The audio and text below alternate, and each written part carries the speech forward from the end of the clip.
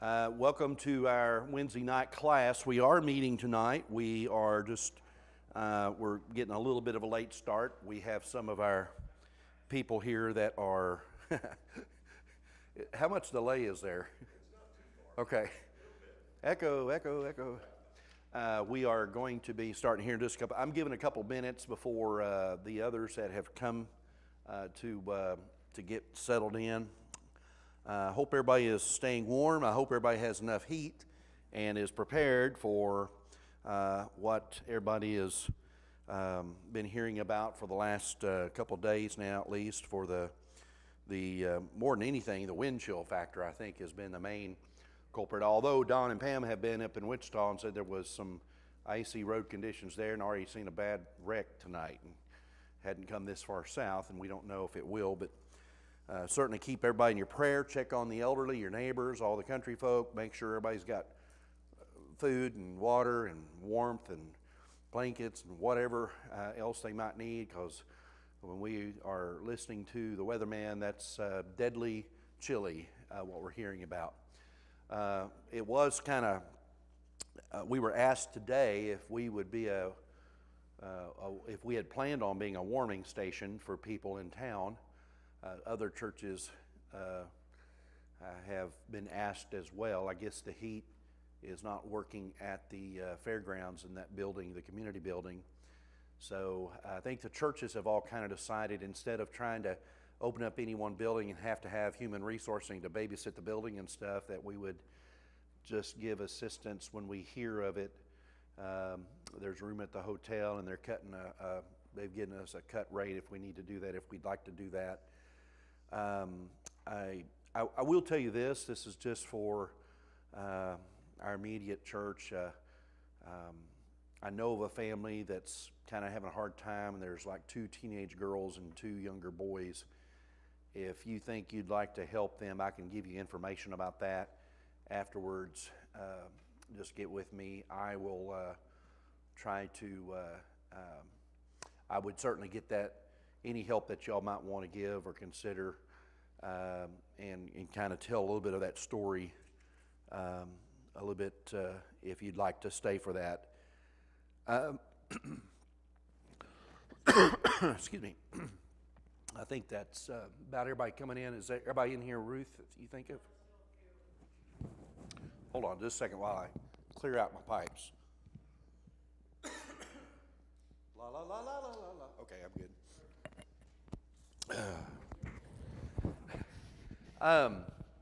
I hope that you have a great Thanksgiving. I hope that you have a great Christmas. I'm planning on being here Christmas morning. I just live next door, though. And I will be doing the final lesson for the series, the waiting series. The Wait is Over is the title of the sermon. We are not having class. And that's also true of New Year's Day. We have worship, but we will not have class.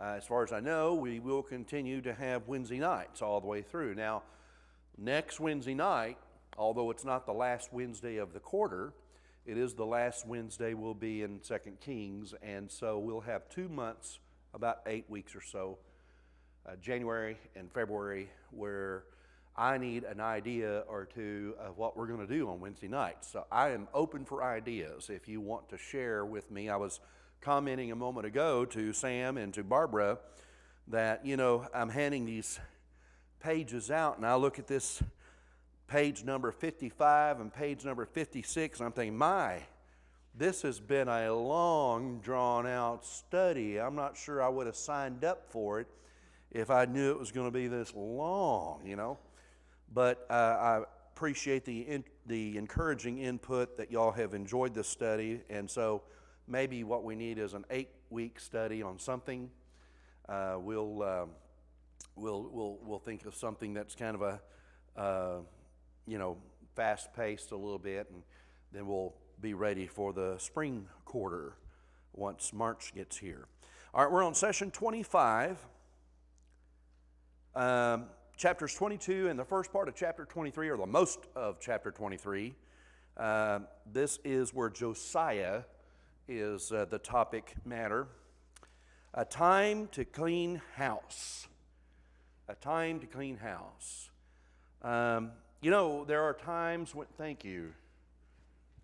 Appreciate it. You didn't put anything in this, did you? I should have told you that I had brought in my pink lemonade.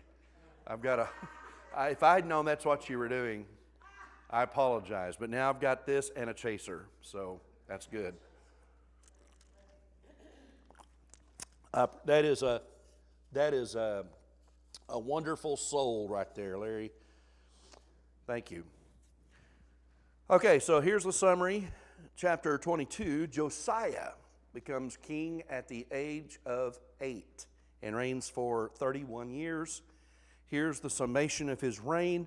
Chapter 22, beginning in verse 2, it says, "He did what was right in the eyes of the Lord and followed completely the ways of his father David, not turning aside to the right or the left." In his 18th year of reign, he's 26 years old, he instructs his secretary, Shaphan, to go to the high priest Hilkiah to collect the money that's been brought to the temple door, kind of as an entrance fee as you come in to the temple doors, to collect that money. And the money is to be given to I will call them supervisors of the temple work to complete the temple repairs. And no accountability was needed to be given by these supervisors because they were men who were honest in their dealings. Okay, I like that description of those particular people in charge of the temple work. Hilkiah, while Shaphan is there, tells Shaphan he has found the book of the law in the temple of the Lord. It's a discovery. It's something they haven't seen before. I want you to think about that. They have not seen the book of the law all through the reign of Josiah, and the people hadn't seen or heard of it all through the reign of Josiah's father, because he was an evil king. So it's been a long time, but it's been discovered, and Shaphan, when he sees it, he reads it. And when he goes back to report to the king about the money thing has been done, the supervisors have their money, the work is getting going on, he then reads to the king from the book of the law. Here is the king, Josiah, his reaction to the reading of the book of the law. We find it in verse 11. "When the king heard the words of the book of the law, he tore his robes.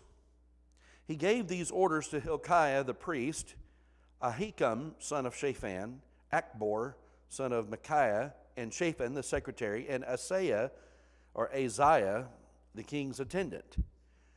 Go and inquire of the Lord for me and for the people and for all Judah about what is written in this book that has been found. Great is the Lord's anger that burns against us, because those who have gone before us have not obeyed the words of this book. They have not acted in accordance with all that is written there concerning us." So Hilkiah, Ahikam, Achbor, Shaphan, and Asaiah go to the prophetess Huldah to inquire of the Lord. And here's Huldah's prophecy beginning in verse 15. "She said to them, 'This is what the Lord, the God of Israel, says. Tell the man who sent you to me, this is what the Lord says. I am going to bring disaster on this place and its people, according to everything written in the book of the king of Judah has read, because they have forsaken me and burned incense to other gods and aroused my anger by all the idols their hands have made. My anger will burn against this place and will not be quenched. Tell the king of Judah who sent you to inquire of the Lord, this is what the Lord, the God of Israel, says concerning the words you heard. Because your heart was responsive and you humbled yourself before the Lord when you heard what I have spoken against this place and its people, that they would become a curse and be laid waste, and because you tore your robes and wept in my presence, I also have heard you, declares the Lord. Therefore, I will gather you to your ancestors, and you will be buried in peace. Your eyes will not see all the disaster I'm going to bring on this place. So they took her answer back to the king. Now, I might add here that if you recall, Hezekiah had heard a prophecy that really, as you and I heard it, was gloom and doom, but he had concluded it was good news. Remember why? Because it wasn't going to happen in his lifetime, okay? Now, that is Hezekiah coming to that conclusion on his own. This is what the Lord is reassuring Josiah. I'm still not going to relent doing what I am planning to do, what I said I was going to do, but you need not worry because it's not going to happen in your lifetime. So that's pretty comforting to Josiah. But it's not Josiah saying, well, I'm glad it's not going to happen in my lifetime. He's not like Hezekiah throwing the future generation under the bus, so to speak. Okay? All right, chapter 23. The king gathered everyone to the temple, and get this, personally read the whole book of the law, also known as the book of the covenant, okay? He read it aloud to everybody that was there. And that was everybody. That's priests, that's prophets, that's all the elders of Judah, all the elders of Jerusalem. It's people living in all the land had gathered there at the temple, and the king himself is reading from it. Okay? And standing by the pillar, he renews the covenant with the people, and all the people pledge themselves to the covenant. They agree.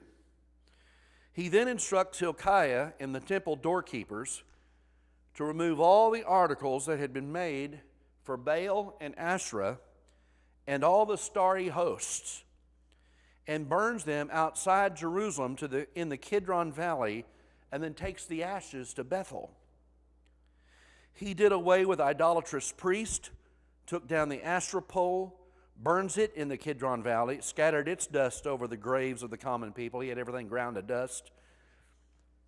He tore down the quarters where the male shrine prostitutes were staying and where the women were weaving for Asherah. This was all quarters inside the temple. Next, he brought out all the priests from the towns of Judah and desecrated the high places where they had burned incense to these other gods. He broke down the gateway at the entrance of the gate of Joshua, the city governor. The priests who had not served at the altar of the Lord in Jerusalem now eat unleavened bread with their fellow priests. He desecrates Topheth in the valley of Ben Hinnom so that there could be no more child sacrifices made there. It says they would not now offer their sons or daughters to Molech. He removed the horses and chariots in the temple area. Now, when I read this, I was thinking real horses, but now I think it's statues, and maybe you got the same thing. It's images of the horses and chariots that had been dedicated to the sons and burned them. And he pulled down the altars that were on the roof and in the two court areas, smashing them to pieces, thrown out into the Kidron Valley. He also dedicated the high places east of Jerusalem, south of the hill of corruption, that's the name of the hill, and covered them with human bones. And I don't know if you caught this or not, but there seems to be a connection with once human bones hit these altars, that defiles them and it makes them of no use.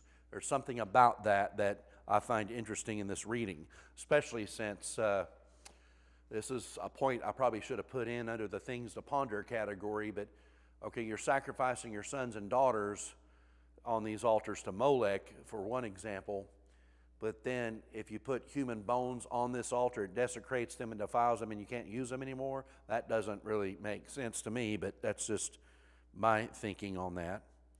Okay, he takes down the altar at Bethel, which had been made by Jeroboam. Okay, he had the bones removed from the tombs of the hillside and burned them on the altar to defile it. He protects the tombs of the man. Remember, he comes up to one grave and says, whose tomb is this? And they say, that's the man of God who foretold everything you're doing to this day. And there's another tomb, and that's a prophet of God. And so he had come from Samaria. Those tombs are protected. Turn the page. He is told that the man of God had prophesied all these things that Josiah had been doing. He goes through Samaria, tears down all the shrines and high places, and slaughters the priests of the high places. After returning to Jerusalem, he gave this order with the following result. This is chapter 23. We begin in verse 21. The king gave this order to all the people: celebrate the Passover to the Lord your God, as it is written in this book of the covenant. Neither in the days of the judges who led Israel, nor in the days of the kings of Israel and the kings of Judah had any such Passover been observed. They hadn't even heard of it until the book of the law had been discovered and then heard of it. But in the 18th year of King Josiah, this Passover was celebrated to the Lord in Jerusalem. Furthermore, Josiah got rid of, this is further summation of Josiah's reign, by the way. Josiah got rid of the mediums and the spiritists, the household gods, the idols, and all the other detestable things seen in Judah and Jerusalem. This he did to fulfill the requirements of the law written in the book that Hilkiah the priest had discovered in the temple of the Lord. Neither before nor after Josiah was there a king like him, who turned to the Lord as he did, with all his heart and with all his soul and with all his strength, in accordance with all the law of Moses. I kind of like that verse where it's all-encompassing in so many different ways. How many times do you see the word all? All this, all that, for all that, okay? God, however, had already decided Judah would be punished because of all that Manasseh had done. The Egyptian king Necho went to the Euphrates River to join up with the king of Assyria, and Josiah marches out to engage him in battle, but Josiah is killed at Megiddo. And Josiah's son, Jehoahaz, became the next king of Judah. So we're stopping there at verse 30. We pick up in verse 31 for our final week in session 26. But for tonight, this is what we're going to discuss. What do you think of Josiah?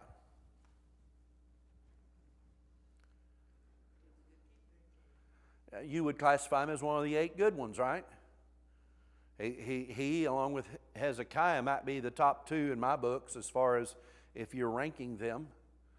And both followed nasty kings. I think it's pretty impressive that this young man is willing to clean house like he does.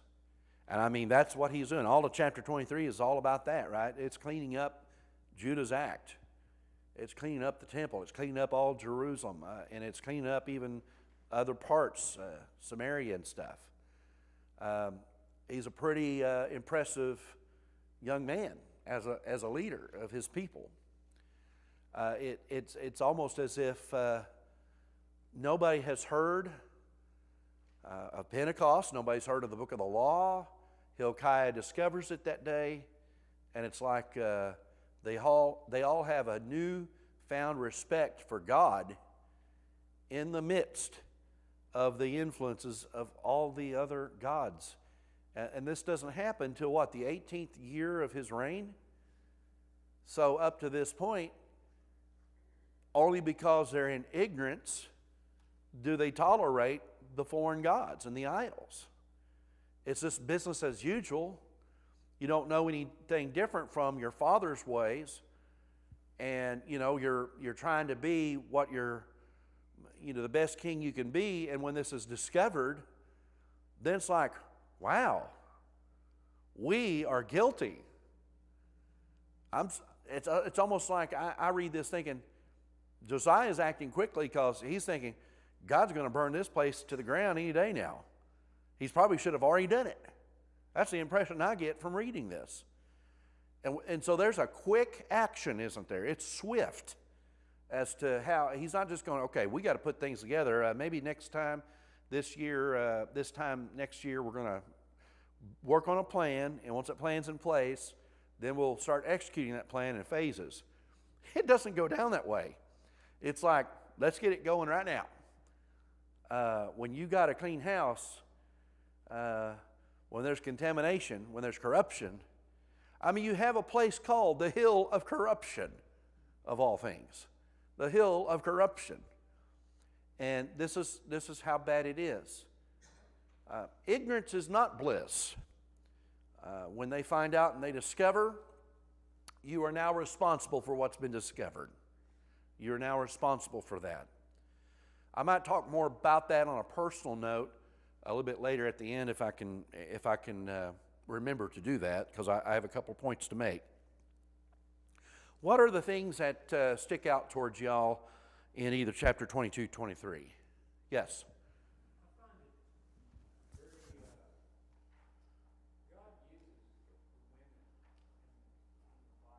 Okay?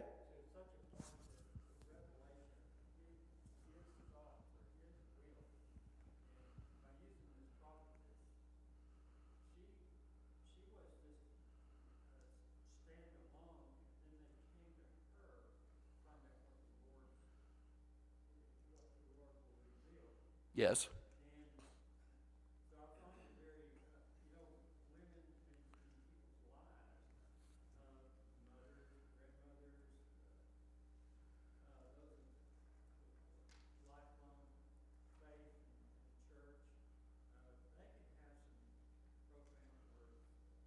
Oh, sure, yeah.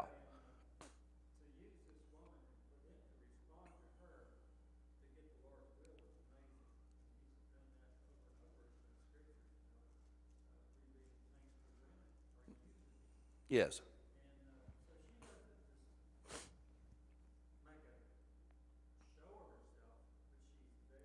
Yes. There's no denying the fact that God has used women as leaders in the past. I know that's kind of one of those topics today that generates a little bit of controversy about what women can do. What is the role of women in the Lord's church today is a specific topic, and we've had these discussions before.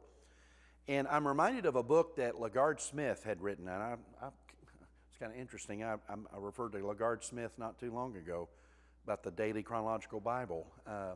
LaGard Smith had a book, and it was originally titled What Most Women Want, but then it was retitled Male Spiritual Leadership. And he goes through the Bible demonstrating that God's original design for people to get instructions from him was through the patriarchs. We have what's called the patriarchal age. Patriarch is the word for father. Through the fathers, through these heads of these families, did God want to establish his law. There were hiccups in that plan, and sometimes he would use women. He uses Deborah, who's a judge in the book of Judges. He'll use women in roles that are maybe not classified as leadership titled roles, like Rahab, who's in the ancestry of Jesus. But women like Esther, or even Naomi and Ruth. And in the New Testament, you have pretty prominent women, especially in Romans 16. Now, I'm not just talking about Phoebe, who's called a deaconess, but I'm talking about the ones that he addresses to churches that were in the houses of women who hosted these churches. And so we have a very strong indication that God will use both men and women can be fully qualified to take on the role God has assigned them. So there's not a teaching or a precedent in Scripture that speaks to women being inferior to men. That's not present throughout Scripture. If you think that's there, you better look at the worthy woman of Proverbs 31 again, because she's taking matters into her hands of keeping her family fed and doing real estate. She's an entrepreneur. You know, that's definitely counter to thinking that a woman is inferior to man. And the book that LaGard Smith had written, one of the things that he makes a point of, and why it was originally titled What Most Women Want, he puts it out there that women will step up when men won't.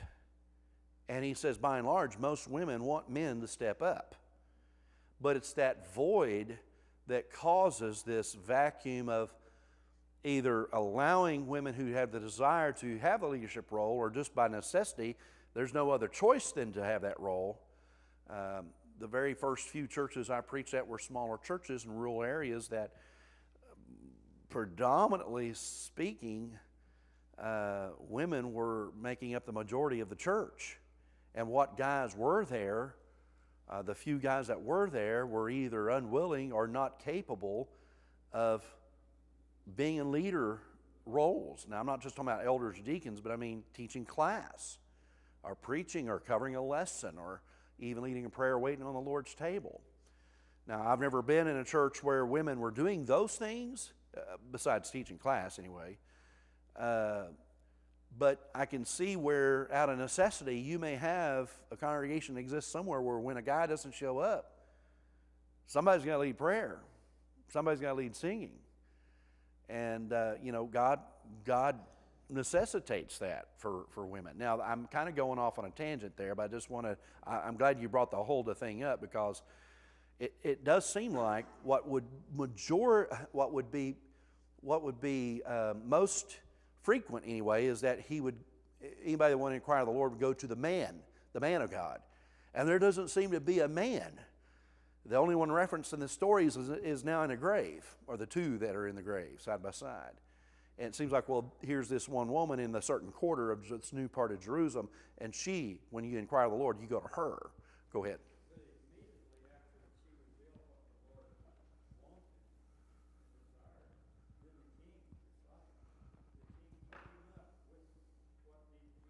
Right. I hear this a lot over the years, that there's a woman behind a great man. I can attest to that. It could be secular, or it could be even in the church. You have emotions that a woman can put on a man that will make the man shudder in what he thinks. What have I thought? She would reveal that to me. Mm-hmm.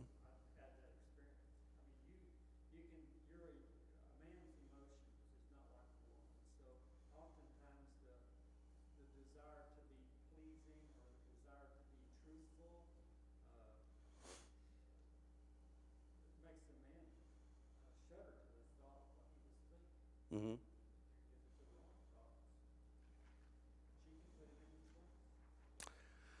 So you mean to tell me that other people have had spouses that have asked you, what were you thinking? Go. A little stronger than that? You idiot, or something like that. Yes. Yeah.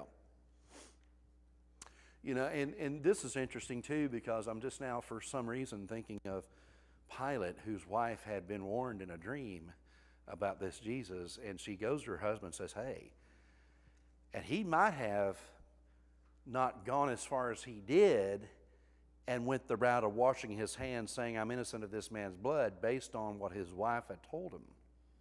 And if that hadn't occurred, he might have been, sure, I don't care, I'm not invested in this. But once he knows about what his wife says, okay, I'm walking on eggshells here with this. So very, very influential. And I appreciate that. I appreciate the advice and the wise counsel that we have of women in the church today. I really do think that is to be valued greatly. Anybody else have anything that you want to bring up out of these two chapters? Yes. I find it interesting that, okay, it's one massive dream for 45 years, it was a mess.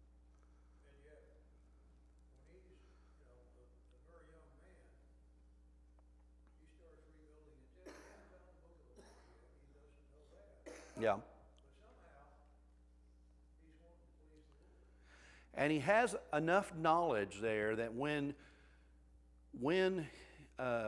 Shaphan comes back and says, here's what Hilkiah found, he has the interest, well, go inquire of the Lord. He has an inclination to get God's word on this. And I think there's something prompting him there. What he read would be alarming. To know, once you read those 10 Commandments and realize, That number one commandment, we should be toast by now for sure, just because of the first commandment. And we need to kind of see, are we still going to be okay? Are we going to burn for this? And we need to find out. Let's get in touch with God here and see what's going on. Yes.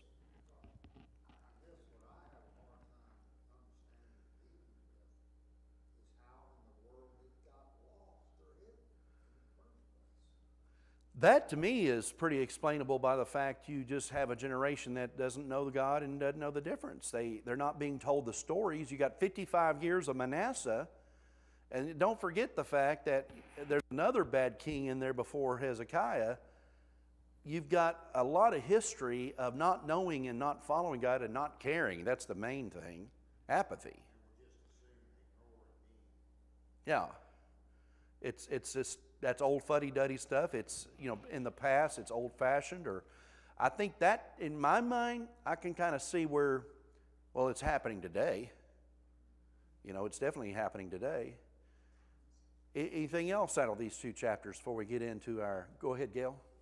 I just found it interesting that even though he was told that God said, I'm going to do all this to you, he didn't say, well, if it's going to happen, I can't do anything about it. He said, we're going to do everything we can that we found in this law. Yeah. Serve him. He didn't let that hinder. And you can tell, especially in the next chapter, the 23rd chapter, he really does leave no stone unturned.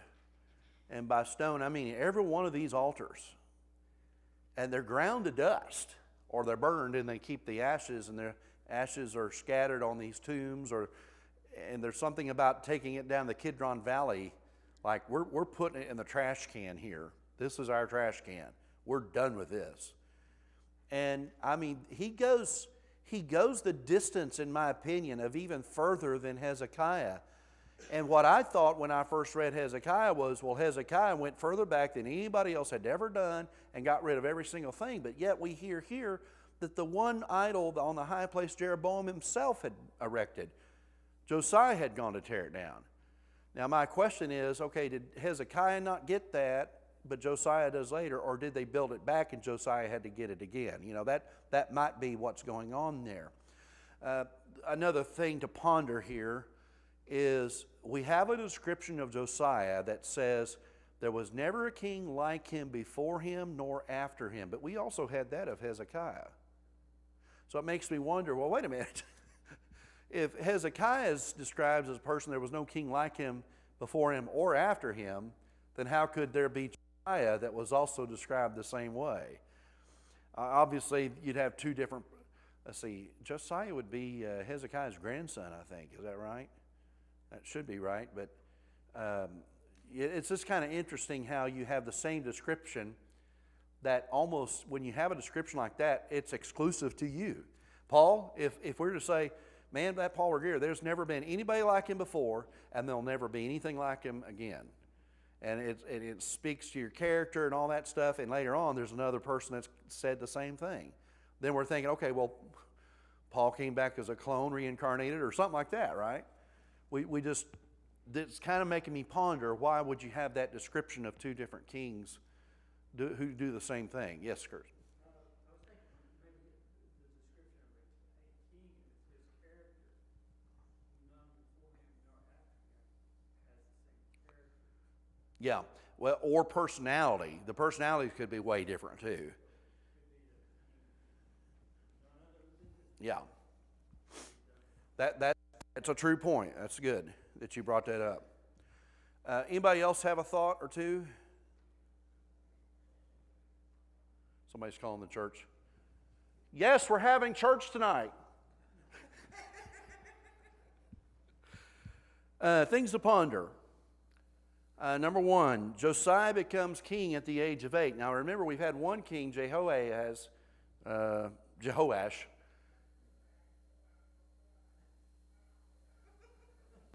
Sounds like the teacher off of Charlie Brown. Who became king at age 7. The question, this is just a fun question. How do you think it would go today if a 7 or 8-year-old became a king today? Or Notice I didn't say President of the United States. Just any country, anywhere. What's a 7-year-old know? What's an 8-year-old know? Well, I will tell you, they know some words, because I hear these 7 and 8-year-olds use big words on a bus. What do they have that would help them or enable them to actually rule a country?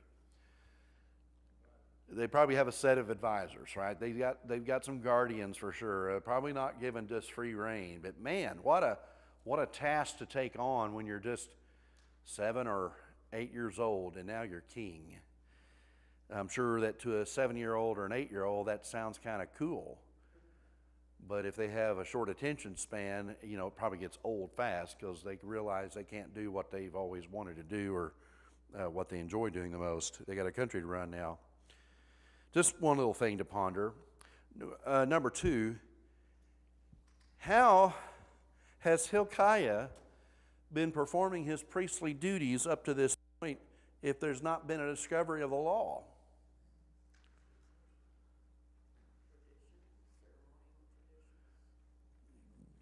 He's probably just repeating what he's seen others before him do. And, you know, that is giving us a principle here why it is so important to double check the source.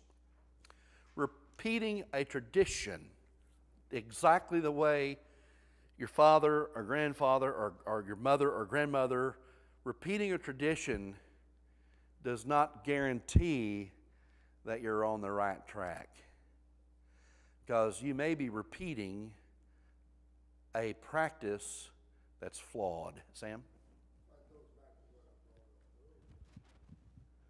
To me, I start questioning, why am I doing this? What started? What's its purpose? And then you look back and then there's nothing supporting it. This is a great point to make here. People will do what they do because they've been told that's just what we do. And it may be that it is even the right thing, that it's not flawed. It just has lost its meaning as to the why part of it. You're right. And good for you. Because religious error that we have today is a result of taking things for granted that what you heard was the gospel truth when it's not. I can promise you, all religious division that you have in this world right now is because people didn't check the source themselves. And we got the Berean example in Acts that says they checked the scriptures daily, right? To find out what Paul was saying was true, whether it was true or not. And we need more of that. We need more of that. You've heard this illustration. I've used it in here. Why does the young mother cut the roast in half before she puts it in the oven? And her daughter asks, and she says that's the way mom's already done it. And mom has told her that's the way grandmother did it. And the mom's still alive. And she calls and says, why do we do this? Well, that's how grandmother did it. The grandmother's still alive. They call her. I never had a pan big enough to fit the whole roast. That's why I cut it in half. They were doing what the grandmother had done exactly to the T, following the recipe, but they had lost the reason behind it. In church, in the religious correlation of that, I've given this example before. I know that I've told this many times, so I'm not going senile. It's just for the sake of those who have not been here to have heard it at least 3 times themselves, okay? Did you follow that okay, Larry? At Hennessy, there was a tradition of turning off the main auditorium lights whenever the Lord's Supper was being served. Only the lights above the table were on. And when I first got there, I thought, that's strange. I'd never had seen that before, but I was there for 12-something years, and I got used to that. And people who have only attended there and grew up in that church, whenever they would go on a trip visiting another congregation, they would come back and tell me, do you know that one church in Oklahoma City, they don't turn off their lights when they do the Lord's Supper? Oh, really? Man, we need to write them up, right? You know, we did. Pray for them. They were doing what had just been started. It was a kind of a neat thought because the idea behind it, what I understand was, it's to try to indicate that this is a part of the service that's special, that's focused here, And they would turn the lights back on before the offering plate because they want to make sure you see all your money before you put it in the plate, right? That was smart. No, because that's a way of saying separate and apart from the Lord's Supper. We still say that today, don't we? This is not a part of our Lord's Supper, but it's a time of convenience. So the light switch would come back on. But just realize that just because you go somewhere all your life and they do that, and you go to visit a place and they don't do that, your uncomfortableness doesn't make it wrong. Does that make sense? We have continued to practice but have lost the explanation that goes behind it. So we need to make sure that we not only know what we're supposed to do, but we know why.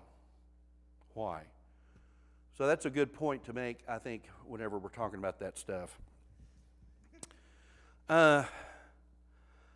Pondering question number 3, when Josiah goes on his desecration spree of all the shrines, altars, and poles, etc., it seems there are some on this list that have been around a very long time. Jeroboam's altar at Bethel, as an example. Why hadn't that been destroyed in the earlier attempts? I've already kind of brought this up, but it may be that Hezekiah did destroy it, but it had gotten rebuilt. But the one thing we know that's different about Hezekiah's, from Josiah's desecration and Hezekiah's desecration, that I don't remember is in the description of Hezekiah's description, is that he burns these and grinds them up to dust so that they what? Couldn't be rebuilt. He scatters stuff in the Kidron Valley, and then debris and ashes and dust from that goes off in other places all over the countryside tombs of the common people. I mean, that's like you're taking it, and whatever is left there, you're putting human bones on it to defile it so that Baal priests and Asher priests won't use it now. You are really making sure this is expunging every bit of this and every nook and cranny where there is, even in your household. If you had little shrines, little trinkets, little things, according to the book of the laws, it stated that are to idols. Well, now you and I have probably been in people's homes where there are little shrines and trinkets and things the most obvious places I've been is in India. When I go into a village and I've gone into a hut where they are Hindu, they have this everywhere in their house. It's not just down city streets and along the country roadsides you've heard me talk about. It's in their houses too. How many of you have been to a restaurant? There's an altar in the restaurant. If you've been to a Chinese restaurant, 99% of them have an altar in there. Our donut shop does. Just go in there. If you see it, you'll see that they've put some food product there for that day as their offering. Or normally it's oranges. I don't know if I've ever seen a donut on that, but Now, I'm not speaking of any of my Asian friends in an ill way. I'm just stating a fact because it's in plain public view. That this is something that even Josiah goes through and says all the households have to be expunged from this. It was really cleaning house, literally your house, not just the house of the Lord. Go ahead.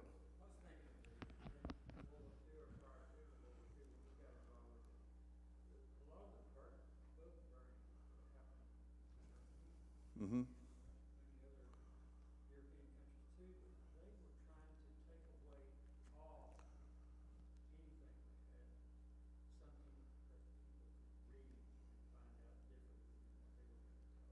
Yeah.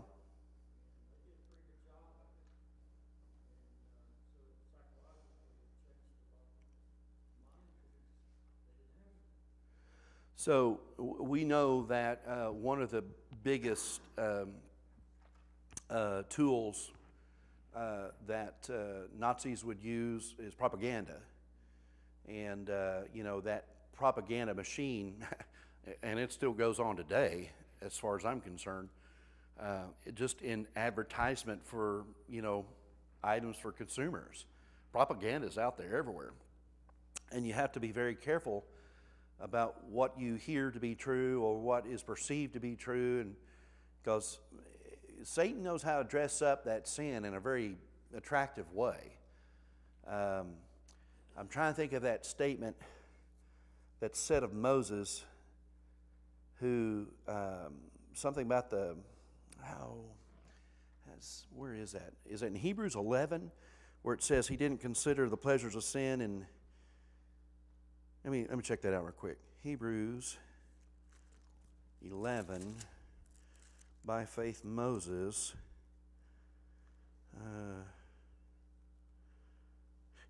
Hebrews 11:25. He chose to be mistreated along with the people of God rather than to enjoy the fleeting pleasures of sin which were present in Egypt. We have to know that Satan paints sin up as pleasurable, as attractive, as good. Eve looked at the fruit and it was looking good through her eyes as food. It looked good. Okay? That's something we have to be on guard for. Things to ponder, number 4. In 23:9, it says, the priests of the high places who do not serve at the altar of the Lord in the temple in Jerusalem ate unleavened bread with their fellow priests. And I don't have an answer for this. What does this mean? And furthermore, why does he have priests in one area slaughtered and here he doesn't? Just things to ponder. Anybody have a thought on that or two? Well, some of the priests at the high places might have been God's priests that had gone astray. Right. Worshiping in the wrong place. Some of these others might have been priests of Baptist. Yeah. It's just interesting that there seems to be a change of habit for these particular priests. What they were doing, now they're straightened out and doing the right thing. Now they're doing what they're supposed to do. Sam? Mm-hmm. Right. Fellow priest, yeah.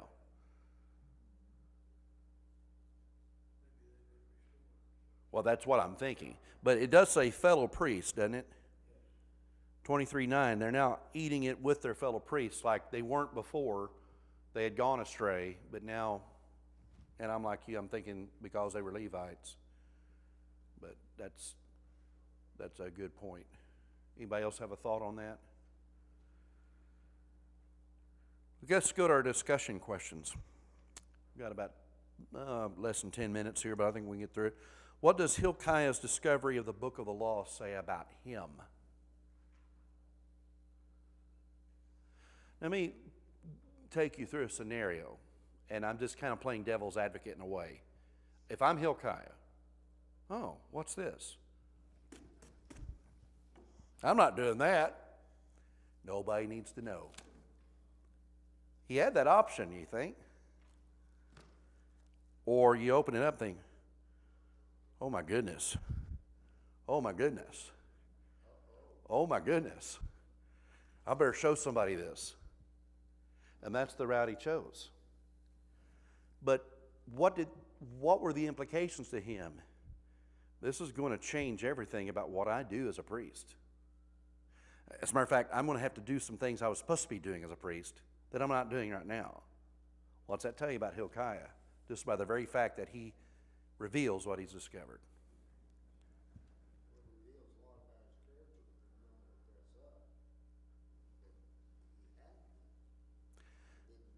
Yeah.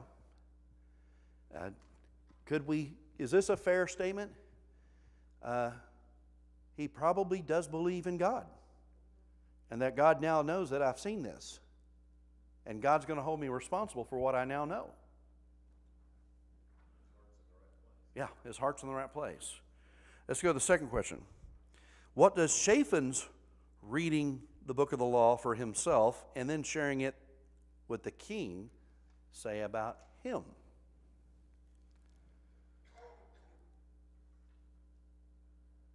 Well, let's play that role again a little bit. Okay, Hilkiah, here's what we're going to do with this. You take it to this warehouse, you bury it in this wooden crate in the middle. You know there's a new Indiana Jones coming out next summer? I'm looking forward to that. But I just remember that last scene in the first Indiana Jones, that warehouse, somewhere in a warehouse, somewhere, something in file 13 is an Ark of the Covenant hanging out. Go ahead.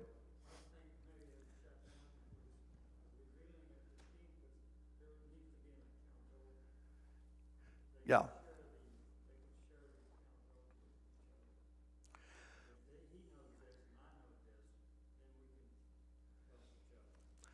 And that's the other option that he takes is, well, he could have said, okay, Hilkiah, don't tell anybody about this.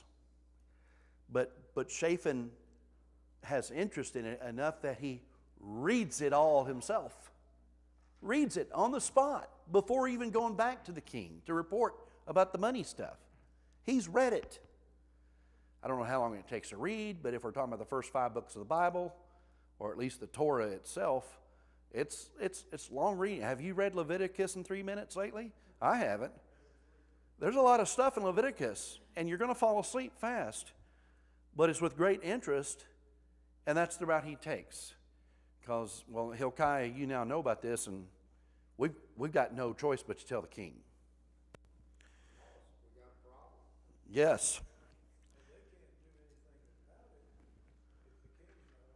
That's correct.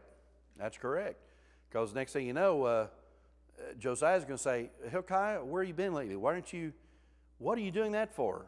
Where's, he's got to get this out there and figure out what's going on. Number 3, what does Josiah's reaction and response to the reading of the book of the law say about him?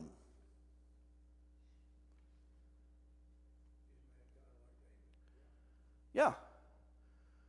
He looks at this, and first of all, the first thing that it tells me about Josiah is he trusts Shaphan.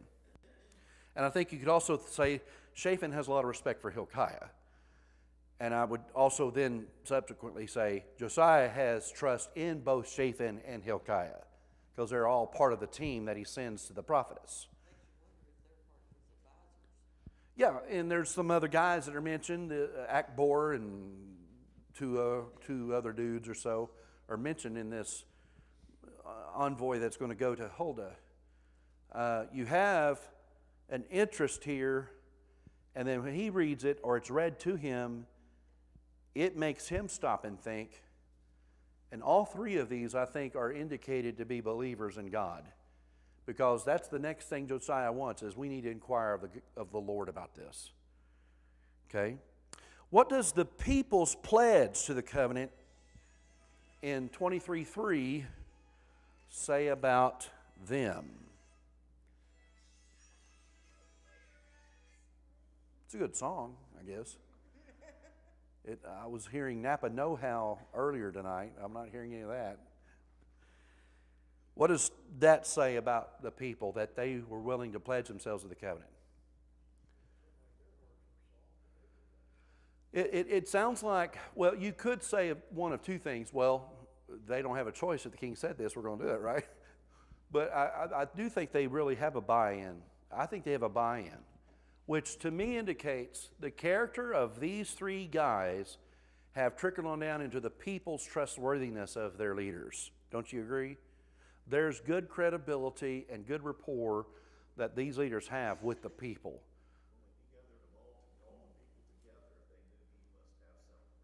Yes. Yeah. Well, and I also like the fact that from a leadership style, this is participatory. Everybody gets to participate in this covenant renewal. It's not like, okay, headquarters sends down this policy, y'all just have to swallow it. No, everybody's getting on board and hearing the same thing at the same time, and we have everything divulged to us the way it's intended. It's not like, well, the boss says this. Well, I didn't hear the boss say that. Well, now here you have people saying, we heard the boss say this. So nothing is getting lost in a channel. You know what I mean? That's a great style of leadership, to have people buying into this. Yes, we're on board with this. We will do this. Boy, I'm running out of time.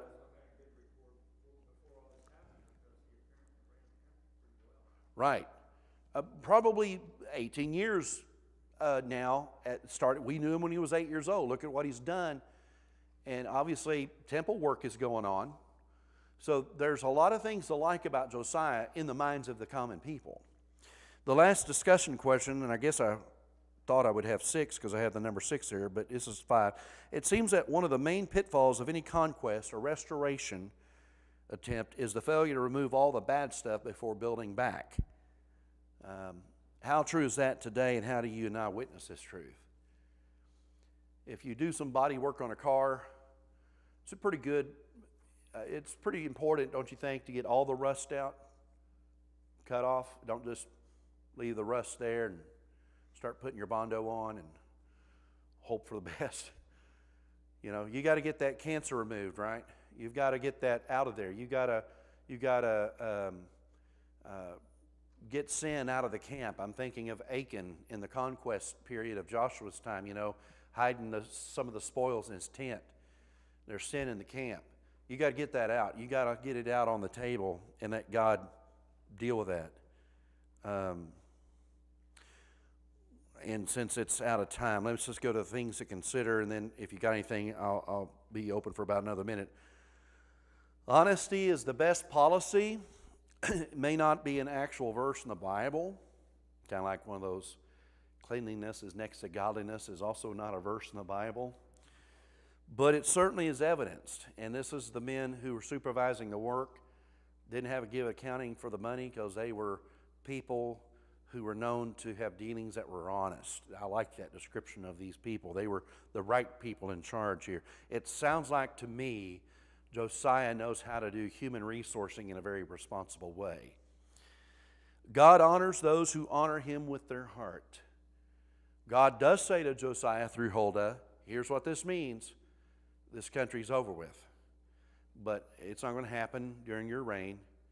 And because you came to me with, and I want to go back and read this, verse 19 again, because I just love this. Because your heart was responsive and you humbled yourself before the Lord when you heard what I'd spoken against this place and its people. And because you tore your robes and wept in my presence. It's like God saying, I see you. I see you. Because he looks at the heart, doesn't he? He looks at the heart. And so I would say God honors those who honor him with the heart. And then this is the subsequent one. It's always a benefit to humble yourself before the Lord. Always a benefit to humble yourself before the Lord. And the last thing to consider is that God always fulfills the words of his prophets. Because whose tomb is this? Well, this is the prophet of God who said everything would come to pass that you're doing right now. And that is what happens. And what God, through the prophet Huldah, says would happen, but not in Josiah's lifetime, happens. Judah becomes no more in the Babylonian exile. Okay, thank you for joining us tonight. I'm sorry we went a little bit over, and sorry for the late start, but we'll see you Sunday morning, Lord willing, and we'll sign off on our stream.